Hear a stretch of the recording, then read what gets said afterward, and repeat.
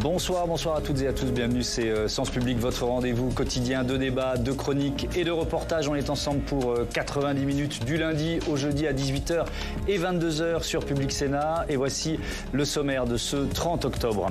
La guerre urbaine a commencé à Gaza. De violents combats au sol ont opposé aujourd'hui l'armée israélienne aux hommes du Hamas. Quelle est la stratégie de Tsahal qui annonce avoir libéré une soldate otage du Hamas? La pression des alliés de l'État hébreu pèse-t-elle sur l'ampleur de cette opération terrestre? L'échange otages contre prisonniers proposé par l'organisation terroriste palestinienne est-il réalisable? On répond à toutes ces questions avec nos invités experts dans une minute. Et puis pour notre second débat, c'est le rôle de l'Iran que nous allons scruter. L'Iran qui menace par la voix du guide suprême, l'ayatollah Khamenei. Si les crimes du régime sioniste se poursuivent, les musulmans et les forces de résistance s'impatienteront et personne ne pourra les arrêter. Mais derrière ces menaces, le régime des mollahs, fragilisé par plus d'un an de révolte de sa jeunesse, peut-il prendre le risque d'un embrasement du conflit au Proche-Orient? Réponse dans 3 quarts d'heure. Mais d'abord, le récit de la deuxième phase de la riposte israélienne avec Audrey Vuettaz. Ces images fournies par l'agence France Presse montrent que l'armée israélienne est arrivée au sud de Gaza-Ville. Nous sommes dans le quartier de Zitoun. Cette voiture blanche tente de faire demi-tour. Elle est pulvérisée par un char israélien. Dans le véhicule qui filme la scène, les passagers hurlent aux autres conducteurs de prendre la fuite. Depuis vendredi, Tsahal multiplie les incursions terrestres dans la bande de Gaza.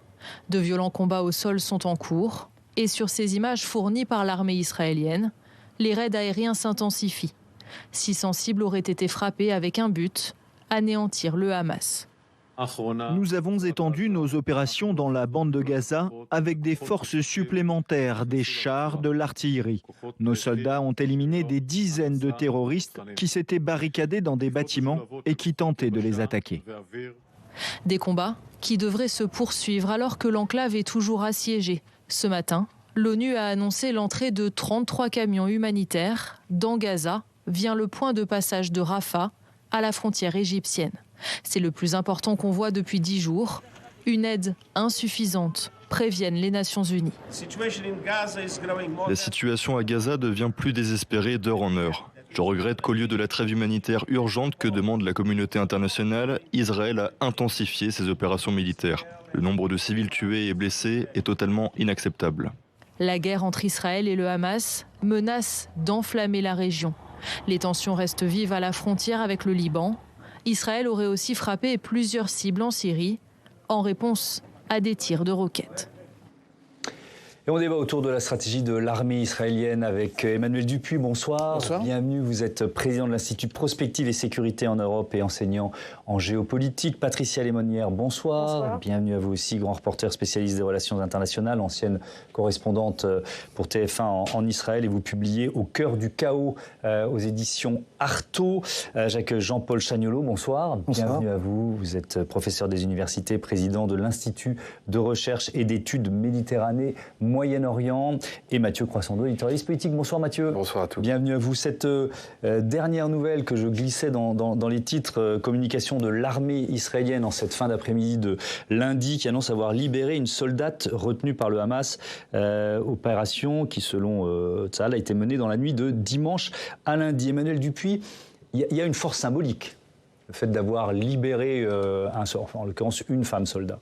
Oui, mais la symbolique arrive quand même tard, puisque c'est quasiment 23 jours après le déclenchement de l'opération menée en Israël, avec déjà des critiques par rapport à la durée de cette opération, ou le temps mis pour la mettre en place. Évidemment, elle est lourde, symbolique.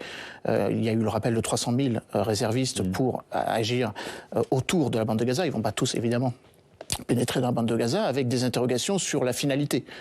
Si l'on écoute le chef d'état-major, Herzi Halevi, qui a expliqué la manière dont les opérations allaient être menées, on n'a pas senti qu'il y avait une planification à très long terme. Il y a une planification à court terme, essayer de libérer les otages, les quelques 220 otages, dont certains militaires, essayer évidemment d'éradiquer, c'est le terme qui a été employé par Yoav Gallant, le ministre de la Défense, les structures du Hamas, avec près de plusieurs milliers de frappes. Je crois qu'on en est à 600 frappes plus précisément, avec des opérations qui sont menées tactiquement, mais sans qu'on sache vraiment quelle est la finalité. Une occupation de Gaza, comme avant 2005, la reprise du blocus israélo-égyptien, faut-il le rappeler, parce que l'Égypte pratique aussi ce blocus, ou tout simplement, quelle sera la finalité d'une reprise d'un dialogue avec une entité qui restera déterminée par rapport au sort des Gazaouis après le combat. Et on se projettera évidemment un peu plus à long terme dans la dernière partie de ce débat. Patricia Lémonière, c'est effectivement pas l'opération, on va dire, massive qui avait été imaginée, quasiment annoncée dans un premier temps. Pourquoi ce revirement, on va dire ? Alors, je crois que dans un premier temps, l'armée israélienne a fait ce qui se pratique ces derniers temps par toutes les armées, c'est-à-dire des bombardements massifs. Et puis, effectivement, tout le monde attendait cette opération militaire massive d'entrée dans Gaza avec occupation et recherche, comme vous l'avez dit, du Hamas et l'éradication du Hamas. Ça ne s'est pas fait, peut-être pour plusieurs raisons. La première, c'est la pression quand même américaine qui reste forte, parce que les Américains avaient besoin de temps et demandaient aux Israéliens de prendre du temps. Et donc, cette pression a, semble-t-il, fonctionné. La deuxième raison, c'est aussi, je pense, que les Israéliens n'ont pas voulu refaire ce qu'ils avaient fait précédemment, parce que le Hamas a appris des différentes opérations plomb durci. C'est l'opération sur la bordure, je ne sais plus le nom, bordure infranchissable, je crois, c'est ça. Garde du mur. Voilà. Et donc, ils ont chaque fois appris, ils ont compris les techniques de l'armée israélienne. Et là, on voit bien que c'est très différent. Effectivement, c'est des modules qui rentrent, qui les 2-3 premiers jours sont rentrés puis sont ressortis. Et là, c'est des modules qui restent sur place et maintenant qui avancent. Et dit-on, une fois que ils cherchent du renseignement, enfin c'est ce qui nous arrive par l'armée israélienne, ils cherchent à capter, à avoir même des prisonniers. Là, on peut peut-être penser qu'avec la soldate libérée, il y a peut-être eu des prisonniers, on ne sait pas. Ils cherchent à avoir des prisonniers et à obtenir du renseignement pour savoir, pour étayer effectivement tout ce qu'ils ont déjà acquis comme connaissance en ce qui concerne les tunnels. On peut penser que l'opération qui avait été menée à Rafah, où il y a eu un tunnel, enfin il y a eu une opération maritime, effectivement a fait suite à une prise de guerre, en quelque sorte, par l'armée israélienne en mer, où ils avaient pris un important responsable Dixit du Hamas. Donc, et la troisième phase serait cette phase attendue de l'offensive terrestre. Et le dernier élément que je veux dire, pourquoi aussi pas tout de suite ? Eh bien parce que déclencher cette opération, c'était franchir cette fameuse ligne rouge qui était pour les Iraniens et pour le Hezbollah, bien déterminée. Une opération massive aurait rendu très difficile au Hezbollah et à l'Iran de ne pas réagir. De ne pas réagir plus fortement qu'ils ne le font déjà. On écoute, je vous donne la parole juste après, on écoute le porte-parole de Tsahal, Daniel Hagari, qui explique un peu la montée en puissance, on va dire ça comme ça, de l'intervention militaire israélienne. Dans la nuit de samedi à dimanche, nous avons augmenté le nombre des forces de l'armée à entrer dans la bande de Gaza et elles se sont jointes à celles qui se battent déjà là-bas. Nous augmentons graduellement les opérations terrestres et l'étendue de nos forces dans la bande de Gaza. Jean-Paul Chaniolo, c'est difficile de parler d'une riposte graduée quand on voit les victimes civiles, évidemment. Mais est-ce que malgré tout, vous êtes d'accord sur cette idée qu'il y a une pression internationale qui a peut-être limité la riposte israélienne ? Je crois qu'on assiste plutôt à une montée en impuissance, quoi. Pour beaucoup de raisons. La première, c'est celle que vous évoquez. Effectivement, il ne faudrait pas oublier les otages israéliens, la pression des familles qui estiment qu'il faut d'abord libérer les otages. Et c'est très fort. C'était il y a 48 heures, une rencontre avec Netanyahou et des familles. Il y a évidemment la pression des différentes capitales par rapport à cette question. Et puis globalement, quand je dis monter en impuissance, je veux dire que même Emmanuel Macron, qui est un peu cafouillé pendant quelque temps, a dit très clairement, il y a 3 jours, que cette offensive globale, s'il devait avoir lieu, est une erreur. Biden, bien plus tôt, a dit ne faites pas nos erreurs. C'est-à-dire qu'on est... Pour en faire quoi, en quelque sorte ? C'est-à-dire qu'en fait, on est dans cette, comment dirais-je, dans ce discours discours militaire avec des pseudo-tactiques, mais sans aucun objectif politique véritable. Dans Arrest, il y a 2 jours, il y avait un article très intéressant qui dit quelle est la stratégie d'Israël par rapport à ça, et la réponse du chroniqueur était le vide. Et c'est vrai, ils hésitent. En plus, il y a des contradictions au sein du cabinet de guerre, sans parler évidemment de la position de Netanyahou, qui est pour le moins, disons, en déséquilibre, pour parler de manière très élégante, quoi. En réalité, beaucoup veulent sa peau, si on prend un autre langage. Donc je crois qu'on... Et puis il y a un deuxième volet qui est extrêmement important. Votre photo juste derrière, elle illustre quoi? Elle illustre des destructions, mais elle illustre des milliers de morts. Et je viens d'un ministère important, là. Je viens d'un ministère important où on m'a donné des informations sur ce qui se passe. Et c'est absolument tragique. Ce que vient de dire Guterres, il y a des milliers et des milliers de morts. Et donc secrétaire général de l'ONU, et quand on va le voir, là on le voit de manière parcellaire, mais quand on va le voir vraiment, on va se rendre compte de cette énorme tragédie qui est en train de se passer et qui va être forcément contre-productive, alors évidemment pour les Israéliens, mais pas seulement. Je pense que ça peut aussi conduire on a entendu tout à l'heure le guide, le guide il dit ce qu'il veut, mais c'est clair que s'il y a effectivement une tragédie de cette importance, je vois mal le Hezbollah rester comme ça en position avant d'intervenir. Donc on est dans cette situation qui est au fond une situation de grande ambiguïté, et je crois que la seule chose qui devrait être faite, c'est de suivre la résolution des Nations Unies et avoir des trêves humanitaires et se mettre à réfléchir en termes politiques. On en reparlera un peu plus tard de cette résolution. Est-ce qu'on sait ce que ça veut dire éradiquer le Hamas? On se souvient que quand les États-Unis voulaient faire tomber le régime irakien, ils avaient sorti une espèce de jeu de cartes, vous vous souvenez, avec les 40 ou les 50 plus gros personnages du système Saddam Hussein. Est-ce qu'on a une cartographie comme ça, enfin pas des cartes à jouer, hein, mais est-ce qu'on a un organigramme? Est-ce qu'on sait le nombre de personnes? Est-ce que... Oui, peut-être Emmanuel Dupuy et Patricia. Alors, ils ont déjà commencé. Alors l'éradication concerne la branche militaire pour l'instant. Il y a eu, si je ne m'abuse, le chef des opérations, l'adjoint du renseignement du Hamas qui a été éliminé, ou le chef des opérations aériennes qui était présenté par Tsahal comme étant à l'origine du commando. Par contre, et c'est là où il y a peut-être une vraie interrogation, à aucun moment je n'ai entendu dire qu'il fallait éradiquer Khaled Meshal, qu'il fallait éradiquer Ismail Haniyeh, qu'il fallait éradiquer le chef de la branche politique. Abou Marzouk, qui était il y a quelques jours à Moscou, la branche politique qui se trouve accessoirement pas à Gaza, qui se trouve soit en Turquie ou à Doha, ou qui se trouve en train de faire des diplomaties alternatives. Je rappelle que le numéro 2 du Hamas a été reçu par Sergueï Lavrov il y a quelques heures à Moscou. Et de toute façon, cette éradication, il faut rappeler ce qu'est le Hamas en quelques mots. On le sait maintenant, parce qu'il y a beaucoup de débats là-dessus. Mais enfin, c'est une organisation qui est profondément enracinée dans le peuple palestinien. Et donc, même si on éradique quelques chefs, et même si on va plus loin dans la structure militaire, il n'empêche qu'il y aura d'autres personnes qui viendront, quoi qu'il arrive. Alors ça ne sera pas dans 6 mois, ça sera dans 2 ans. Juste un exemple très concret.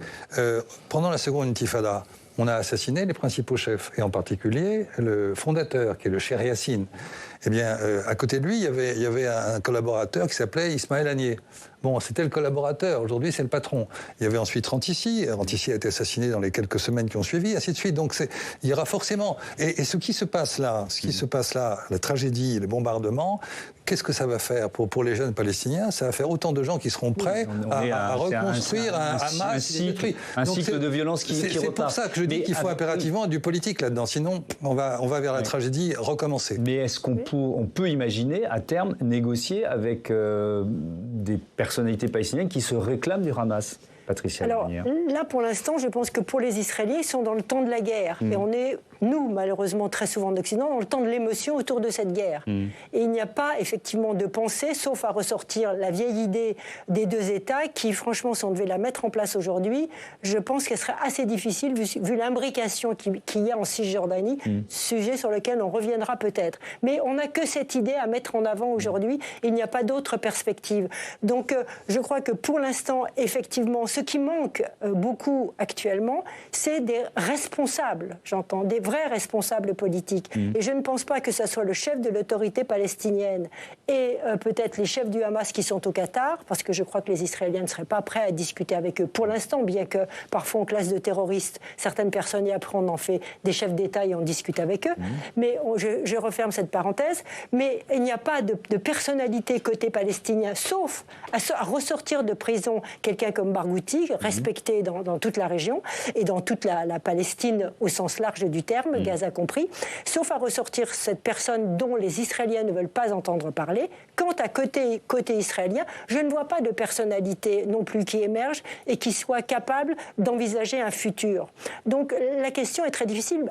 Quand on écoute le discours du Premier ministre israélien, mais il est toujours dans ses discours complètement messianiques de la lutte contre l'Occident qui incarne le bien, vis-à-vis du mal incarné par le djihadisme islamique. Il est toujours dans cette rhétorique dont il s'inspire depuis son premier livre qu'il a écrit, je vous rappelle, en 1981. Il parle, je crois, de deuxième guerre d'indépendance aujourd'hui. Ce sont les termes employés par Benjamin Netanyahu. Vous avez raison, c'est un discours très messianique qui fait référence à des temps bibliques, à des temps cataclysmiques. D'ailleurs, le discours était assez sombre.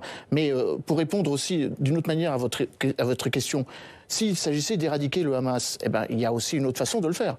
C'est de couper les financements du Hamas ou d'essayer de trouver les nombreux comptes. On dit qu'ils sont une des organisations terroristes les plus richement dotées, près de 1 milliard de dollars. Donc on sait les circuits financiers. Peut-être, pour revenir à un débat qu'on a eu ici la semaine dernière, cette fameuse dualité avec la coalition mondiale contre Daesh, là pour le coup, elle a été efficace dans la manière dont on a tracé et dont on a finalement coupé, asséché les flux financiers.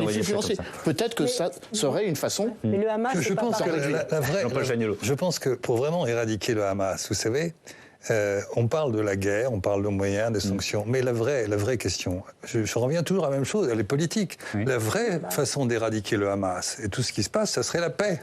Et c'est pas utopique. Si vous prenez ce qui s'est passé pendant les quelques années du processus d'Oslo, qui nous renvoie à la préhistoire pratiquement, eh bien l'influence du Hamas était à peu près proportionnelle du niveau d'avancement du processus de paix. Dès que le processus de paix, on pensait qu'il allait arriver, l'influence du Hamas baissait. Et d'ailleurs, il devenait plus violent. Donc je veux dire que si on avait un processus de paix, ce type d'action serait forcément marginalisé. Pourquoi est-ce que les jeunes se précipitent pour aller faire ce qu'ils appellent la résistance armée? C'est précisément qu'il n'y a pas d'autre horizon. Donc si on leur offre un autre horizon, ce qui est évidemment dans la configuration actuelle tout à fait utopique, mais si on leur offre un autre horizon, ils iront. Moi, la dernière fois que j'ai vu, c'était pas longtemps, j'étais avec des jeunes palestiniens, ils m'ont dit, alors c'était en Cisjordanie, c'était pas à Gaza, parce qu'on ne pouvait pas y aller, et je leur disais, mais comment vous voyez votre avenir? Et alors, ils m'emmènent à quelques centaines de mètres de là, il y avait un cimetière, il dit voilà où est mon avenir, voilà où est mon avenir.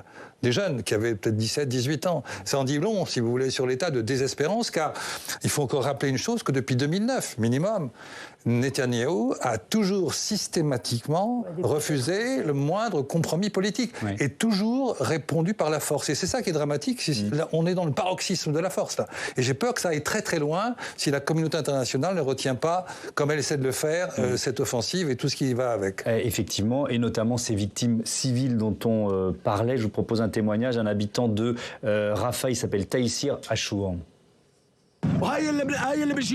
Tous les jours, nous voyons la même chose, des enfants de moins de 2 ou 3 ans. Des bébés d'1 ou 2 mois, des femmes de 60 ans, des personnes de plus de 50 ans. Où sont les combattants qu'ils visent? Ce sont des abris où sont gardés des bébés qui n'ont même pas encore vu le monde.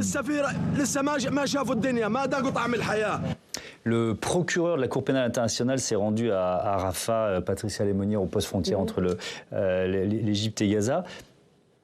Quand, sur quels actes il va pouvoir enquêter, après vous? La Cour pénale internationale, seule habilitée finalement à définir crime de guerre ou crime contre l'humanité, est capable d'enquêter. Le rythme de la justice est lent, mais elle peut le faire, puisqu'il y a déjà un processus d'enquête en cours. Simplement, il faut savoir qu'effectivement, Israël ne reconnaît pas la Cour pénale internationale, que l'autorité palestinienne, à l'inverse, la reconnaît. Je ne parle pas du Hamas, je ferme la parenthèse sur le Hamas. Mais... alors certains disent que c'est inutile puisque Israël ne reconnaît pas. Je vous signalerai simplement que la Russie n'a pas non plus signé et ne reconnaît pas non plus la Cour pénale internationale. Et pourtant, Vladimir Poutine est bien poursuivi par la Cour pénale internationale. Donc, le problème, c'est le ton de la justice. C'est deux tons différents. Et le ton de la justice, il est nécessaire, je crois. Il est nécessaire. Mais l'urgence est quand même, aujourd'hui, malgré tout, à l'arrêt des tueries. Et donc, il faut que la Cour pénale peut se saisir, effectivement. Enfin, il y a déjà une enquête qui est déclenchée au niveau onusien. Mais l'urgence aujourd'hui... Mais elle se saisit de quoi exactement? À la fois des crimes de guerre, à la fois des attaques terroristes du Hamas et des frappes aériennes israéliennes. Ce n'est pas spécifié Hamas et Israël, mais c'est crimes de guerre dans le conflit. Donc ça sous-entend les deux. Non, juste un mot pour ce qui est de la compétence, il faut être extrêmement clair. La Cour pénale est compétente quand il s'agit de citoyens d'un État qui a signé et qui est partie prenante de la CPI. Oui, mais elle a bien accusé Vladimir Poutine. Ça c'est le premier cas. Et le deuxième cas, c'est lorsque un crime est commis sur le territoire d'un État qui est signataire. En l'occurrence, la Palestine est un État reconnu par la CPI après son adhésion, enfin comme État non membre aux Nations Unies en 2012. Et par conséquent, le territoire délimité qui est Gaza, Jérusalem-Est et la Cisjordanie, donc tout ce qui va être fait sur ce territoire, eh bien, la Cour pénale est parfaitement compétente pour enquêter et éventuellement pour ouvrir une... Donc, il faut bien distinguer les... Donc, ils sont parfaitement compétents. Et je voudrais pas rentrer dans le détail, je m'excuse. Mais tout va bien. Clair sur le plan juridique. Tout va bien. Merci à tous les deux de ces précisions. Mais si on reprend quand même l'un des arguments donnés par le cabinet de guerre sur ces frappes aériennes notamment, il y a l'argument de dire que le Hamas utilise par exemple les hôpitaux comme QG cachés et donc utilise les civils comme bouclier. Est-ce qu'on sait, est-ce qu'on peut prouver ça? Qu'est-ce qu'on en sait aujourd'hui, Valérie Dupont? En tout cas, selon le droit international de la guerre ou le droit humanitaire, c'est deux termes auxquels a fait référence le président Emmanuel Macron, cibler des cibles civiles et contre. Enfin, oui, mais l'argument d'Israël, c'est il ne cible pas des civils. Il cherche à taper les dirigeants du Hamas et qui se cachent avec des civils. Non, mais je ne dis pas le contraire. Sur le principe même de la détermination des lieux, selon le droit international, on ne cible pas des hôpitaux, des écoles et des civils. Ça, c'est inscrit dans les gènes du droit international depuis la Convention de Genève, les conventions de Genève de 1949 et les protocoles additionnels de 1977. Par contre, pour revenir sur la CPI, c'est une question très intéressante parce qu'elle va être très politisée, un peu comme en Ukraine. Autant la compétence territoriale a été prouvée, la Palestine est signataire du statut de Rome en 1998, c'est la durée des exactions. Et il s'est posé la même question en Ukraine. À partir de quand on commence les enquêtes? Est-ce qu'on commence les enquêtes en 2014 pour l'Ukraine ou en 2022 Est-ce qu'on commence les enquêtes à partir de 1948, allons jusqu'au bout, ou est-ce qu'on commence... Non, c'est à partir du moment où la Convention a été signée. Par conséquent, ça ne peut pas aller au-delà de 2012. Oui, c'est extrêmement clair là, sur le plan juridique. Donc, partant du principe que la deuxième intifada ou à partir de... Non, ça ne peut pas entrer dans le champ des enquêtes. Ça peut être qu'à partir du moment où l'État a signé, bien sûr. Juste un point... En 2012. 2012, ça peut être un point. Patricia, un mot rapide là-dessus.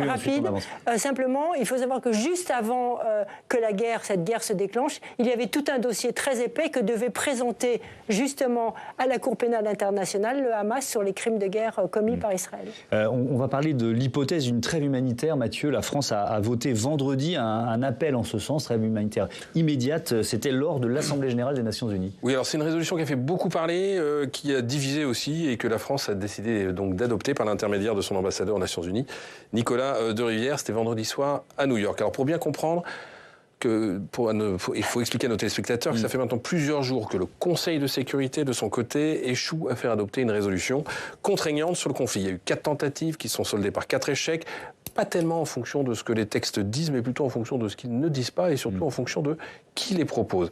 La France a ainsi voté contre un appel à un cessez-le-feu humanitaire le 16 octobre. Il était proposé par la Russie, car plusieurs éléments essentiels manquaient à justifier Nicolas de Rivière, l'ambassadeur aux Nations Unies, et notamment une condamnation de l'attaque terroriste du Hamas. Ensuite, elle s'est abstenue lors d'un vote sur une seconde proposition russe, qui était plus explicite, celle-ci. La vérité diplomatique, c'est surtout que Paris n'a pas tellement envie de voter pour une proposition portée par Moscou. Et à l'inverse, la France a voté pour une résolution américaine, mais qui a été rejetée, celle-ci, en raison du veto russe et chinois. Et puis elle a voté pour aussi une résolution portée par le Brésil, qui appelait à des pauses humanitaires pour fournir de l'aide à des millions de personnes dans la bande de Gaza, mais qui cette fois-ci a été rejetée par les États-Unis, qui ont reproché au texte toujours de ne pas mentionner, alors là c'était le droit d'Israël à se défendre. Alors qu'est-ce qui a changé dans le texte de vendredi? D'abord le lieu, c'est pas le Conseil de sécurité, c'est l'Assemblée générale. Du coup il y avait pas c'est pas une histoire de droit de veto, mais aussi c'est pas une résolution contraignante. C'est un texte qui était porté par la Jordanie au nom d'un groupe de 22 pays, le groupe arabe. Il demande une trêve humanitaire immédiate, durable et soutenue menant à la cessation des hostilités, et il met l'accent sur la nécessité d'ouvrir un accès sans entrave à l'acheminement d'aide, donc de l'eau, de la nourriture, des médicaments, du carburant, de l'électricité. Le texte condamne tous les actes de violence dirigés contre des civils palestiniens et israéliens, notamment tous les actes de terrorisme et les attaques sans discernement. Et puis il se dit aussi vivement préoccupé par la dernière escalade de la violence depuis l'attaque du 7 octobre. Mais il ne mentionne pas explicitement le Hamas, ni la libération des otages, ni le droit d'Israël à se défendre, ce qui a été jugé comme une infamie par le représentant de l'État hébreu qui s'est opposé au texte, tout comme les États-Unis, ou encore l'Allemagne qui s'est abstenue par exemple. Mais la France, elle, tout en regrettant des manques, donc l'absence de ces termes-là, s'est montrée moins sourcilleuse que quand elle était au Conseil de sécurité, et elle a voté oui. Comment ça s'explique? Rien ne saurait justifier les souffrances des civils, dit Nicolas de Rivière, et la situation à Gaza est désastreuse. Selon lui, ce qui est un argument un peu jésuitique, parce que c'était quand même le cas il y a une dizaine de jours, c'était déjà désastreux et il y avait déjà des victimes civiles.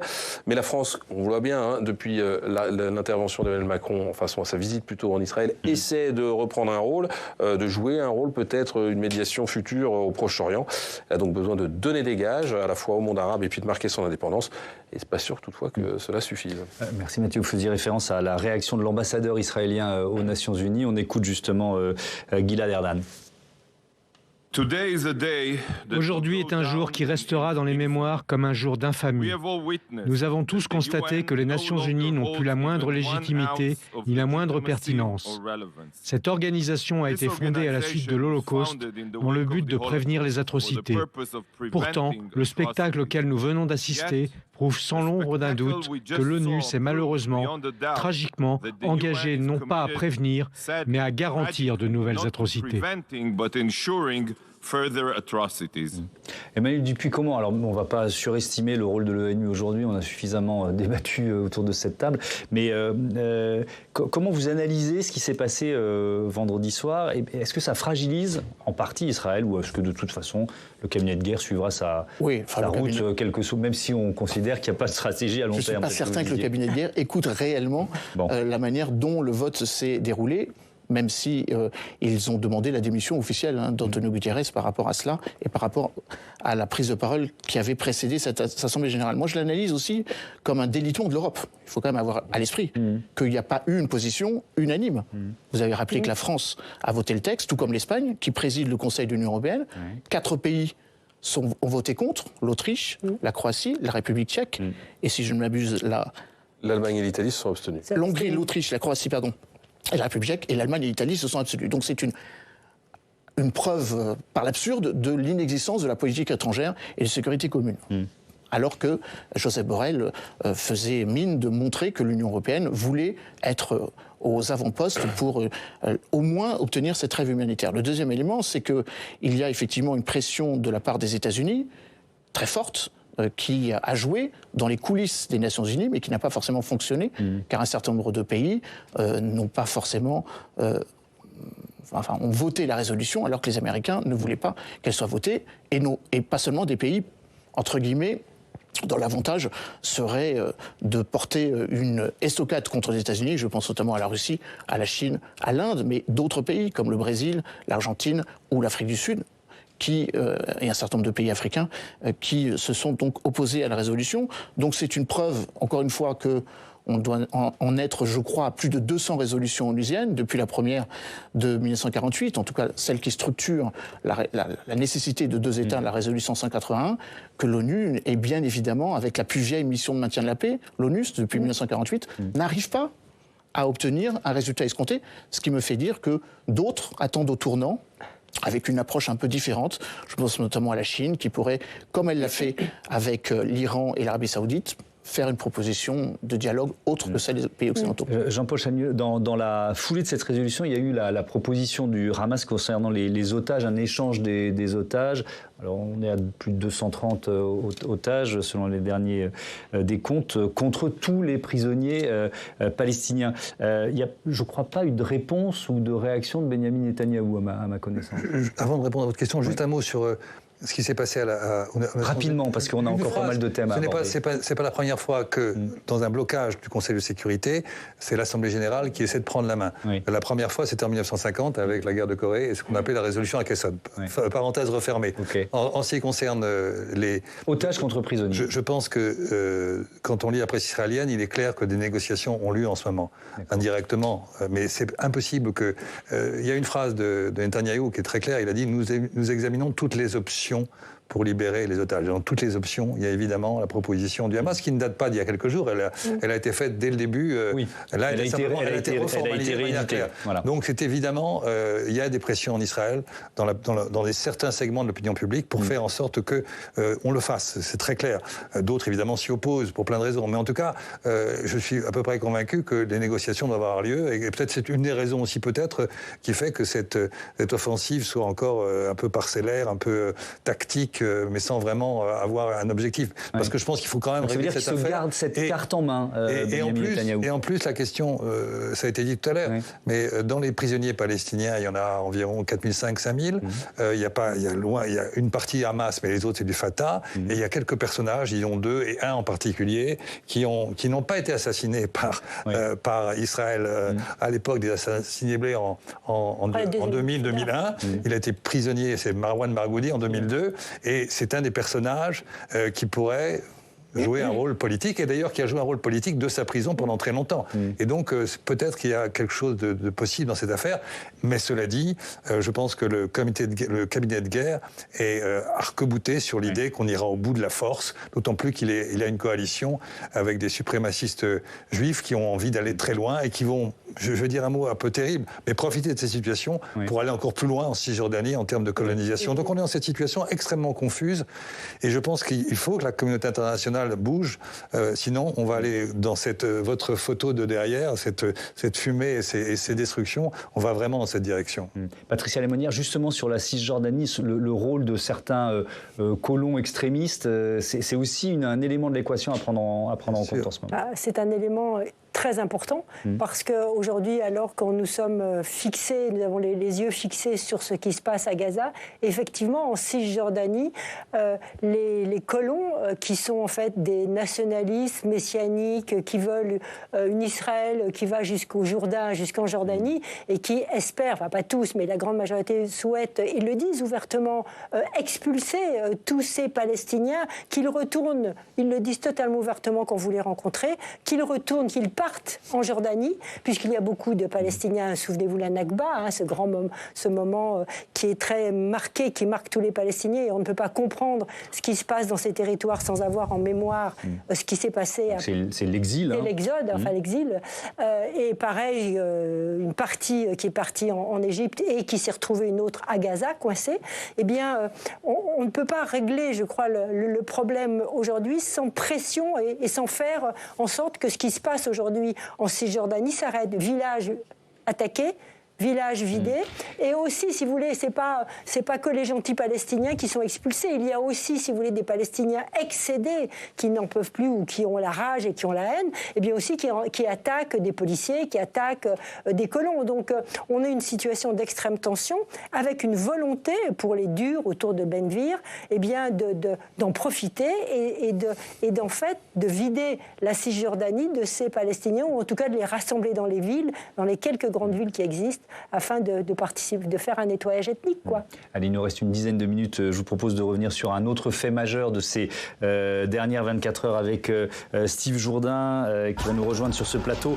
L'assaut, Steve, bonsoir. Bonsoir. L'assaut d'un aéroport au Daghestan hier soir, une foule qui s'attaque à un avion en provenance de Tel Aviv. Oui, une foule qui prend d'assaut l'aéroport de Makachkala, la capitale de cette république russe à majorité musulmane. Sur les images qu'on va voir, on voit des dizaines dizaines de manifestants pro-palestiniens menaient tout simplement une chasse aux juifs. À l'intérieur même de l'aéroport, on peut attendre des cris comme Allahu Akbar. On distingue aussi plusieurs drapeaux palestiniens. Alors pourquoi sont-ils dans le terminal? Eh bien parce qu'ils ont appris qu'un avion de la compagnie russe Red Wings allait atterrir sur le tarmac. Effectivement, l'appareil se pose à 19h17 heure locale. L'avion faisait une escale et devait repartir dans la foulée pour Moscou sur le coup de 21h. Ces manifestants qui se sont introduits sur le tarmac. Oui, on va voir cette foule foncer vers l'appareil. Un steward demande aux passagers de revenir à l'intérieur pour s'enfermer et se protéger. Les manifestants donc envahissent le tarmac. Certains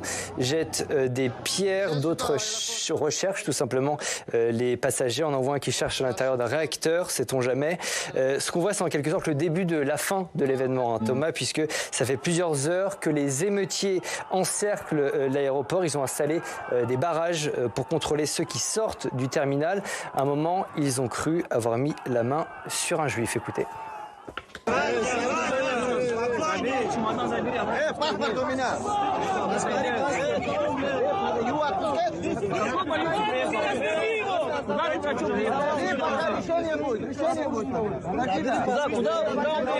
Voilà, il s'agissait en fait d'un ressortissant ouzbek. Bilan de ces événements, pas de blessés ni de victimes à déplorer côté passagers. Une soixantaine d'individus ont été interpellés par la police. Avec évidemment un certain nombre de réactions internationales. Oui, on précise, le Daghestan est une république du Caucase. Il partage sa frontière avec la Tchétchénie de Kadyrov. On compte 3 millions d'habitants. Le pays est connu pour être l'un des repères de l'islam radical. Ces dernières années, d'ailleurs, un certain nombre de Dagestanais sont allés rejoindre les rangs de l'État islamique. Pendant les événements hier, le gouvernement israélien a appelé Vladimir Poutine à protéger les juifs et les ressortissants israéliens dans la région. On compte environ 400 familles juives au Daghestan aujourd'hui. On a appris qu'un peu plus tôt, hier dans la journée, un centre culturel juif de la région avait été incendié.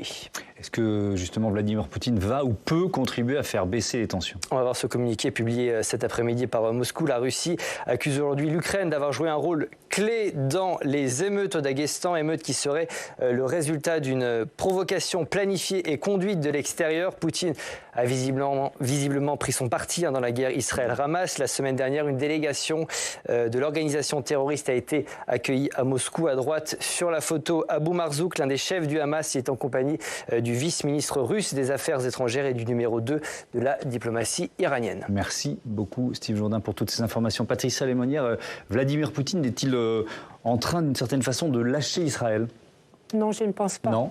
Je pense que ce qu'il y a en Russie depuis très longtemps, qui remonte à la période stalinienne, un fort sentiment anti-juif, disons-le comme ça. Enfin, c'est très présent dans la culture. Donc, on le sait très bien, l'impérialisme russe qui se manifeste dans toutes les républiques du Caucase et d'Asie centrale, puisqu'on ne parle jamais du colonialisme russe, mais ma foi, c'est l'occasion d'en parler, eh bien, s'accompagne aussi de cette propagande. Alors, ce qui est important dans les événements qui se passent, je ne pense pas que Moscou, enfin je peux me tromper, soit en jeu. Je pense qu'il s'agit beaucoup d'un fort ressentiment d'une partie de la population musulmane à l'encontre d'Israël, une population qui est biberonnée par les réseaux sociaux avec ce qui se passe à Gaza.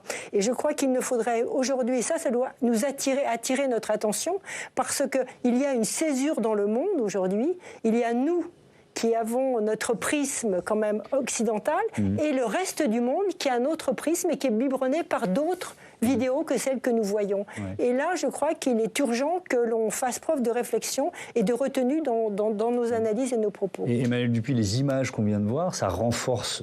Enfin, peut-être que mon analyse est un peu binaire, mais forcément, sur le territoire israélien, le sentiment, la légitimité de se défendre aujourd'hui. Oui, alors il faut quand même avoir à l'esprit qu'il y a eu déjà quelques soucis avec la communauté juive russe, puisque l'ex-grand rabbin de Moscou avait prévenu que les juifs devaient quitter la Russie car ils allaient être instrumentalisés.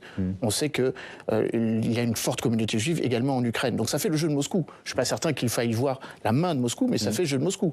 D'ailleurs, Khaled Meshal, pour revenir à lui, ou Abou Marzouk, ont été félicités car l'attention médiatique est détournée de l'Ukraine au profit du nouveau conflit, ou en tout cas présenté comme le conflit qui génère une pression médiatique maximale. Enfin, il faut avoir à l'esprit qu'il y a toujours eu un sentiment anti-juif, il y a surtout eu une montée du salafisme dans la région. Oui. Depuis la relance de la création d'un émirat du Caucase Nord en 2017, avec, faut-il le rappeler, 15 à 20 millions de musulmans qui se trouvent en Russie, avec le président Poutine qui en joue. Il a réuni en mai dernier un sommet économique, un forum économique entre la Russie et le monde islamique, à Kazan, au Tatarstan, pour essayer de montrer que lui aussi, on peut avoir cette relation. Et puis, dernier point, il y a quelques jours, le président de l'autre république, donc fédérée tchétchène, avait lui aussi appelé à se venger de l'État d'Israël. Ouais. Et puis alors là, évidemment, c'est complexe. Israël qui a besoin de la Russie, puisque la Russie contrôle l'espace aérien syrien et laisse pour l'instant Israël intervenir pour empêcher, on va dire, l'alimentation en armes, notamment du Hezbollah. Donc là, on est dans un jeu subtil entre Israël et la Russie, Jean-Paul Chagnolot. Bien sûr, parce que la Russie, comme tu l'as dit, c'est très important, engrange aussi pas mal de choses, puisque finalement, on ne parle plus de l'Ukraine, et puis ça lui permet d'avoir un jeu diplomatique sur un plateau, en quelque sorte. Mais en même temps, elle ne veut pas se couper, je suis d'accord, avec l'Israël. Il ne faut pas oublier qu'il y a une communauté russe très importante en Israël. C'est sans doute la plus importante avec les Marocains. Et ils ont un poids énorme, donc tout ceci est complexe. Mais dans tout ce qu'on vient de dire, cette complexité, on peut l'appréhender de manière rationnelle, mais à un moment donné, il y a quelque chose qui va nous échapper. Et c'est quelque chose qui va nous échapper et qui va nous conduire sans doute vers des déséquilibres et des violences possibles. Autrement dit, c'est tellement complexe les chevaux dans lesquels nous sommes sur le plan politico-diplomatique que malheureusement, il suffirait d'un incident grave ou quelque chose pour que ça bascule. Et c'est pour particulier à ce qui pourrait se passer du côté du Hezbollah ou des choses comme ça. Donc on est vraiment... C'est le thème de notre second débat, on va y venir dans quelques minutes. Plus on va arriver vers une intensification de cette offensive, si elle a lieu, enfin je veux dire dans son ampleur, plus ce genre de choses va se passer. Et ça, c'est extrêmement préoccupant dans les prochains jours. C'est pas dans Donc c'est pour ça que vous dites il faut une initiative diplomatique. Alors peut-être qu'elle peut venir de la Chine, je ne sais pas, mais est-ce qu'elle est en germe, cette initiative diplomatique ou pas ? Vous savez, on balbutie. L'Assemblée générale a balbutié quelque chose. L'Europe, à la fin, n'a communiqué au sens propre du terme, à balbutier, c'est-à-dire qu'ils ont rajouté, il faudrait une conférence de paix, mais c'est tout, sans qu'il y ait quoi que ce soit d'autre pour l'organiser. Donc pour l'instant, non, il y a rien, mais pourtant c'est ce qu'il faudrait qu'il se passe, parce que sinon, je veux dire, on va très vite être en déséquilibre. Et donc, s'il n'y a pas ce retour aux politiques dans les prochains jours, on va avoir que des commentaires de désastre et de violence. On est vraiment dans un tunnel actuellement. Si on n'en sort pas, et juste un mot encore pour dire que on répète sans arrêt, à juste titre, qu'Israël a le droit de se défendre, mais il faut ajouter de la même façon que les Palestiniens ont le droit de se défendre, notamment en Cisjordanie. Et ils sont sous occupation. Et donc on va voir aussi là quelque chose qui va se passer, car les Palestiniens ont le droit de se défendre eux aussi. Et c'est ce qui va se passer. Donc voilà, on est dans cette complexité. Donc pour l'instant, je ne vois évidemment malheureusement aucune issue politique, alors que c'est ça qui devrait se passer. Un mot de l'une et l'autre sur une issue politique. Patricia, pour commencer. Une issue politique, oui, évidemment, c'est essentiel. Et surtout que si le monde se mettait en marche sur cette issue, on a des moyens pour faire pression sur les protagonismes de cette affaire. Ils sont financiers.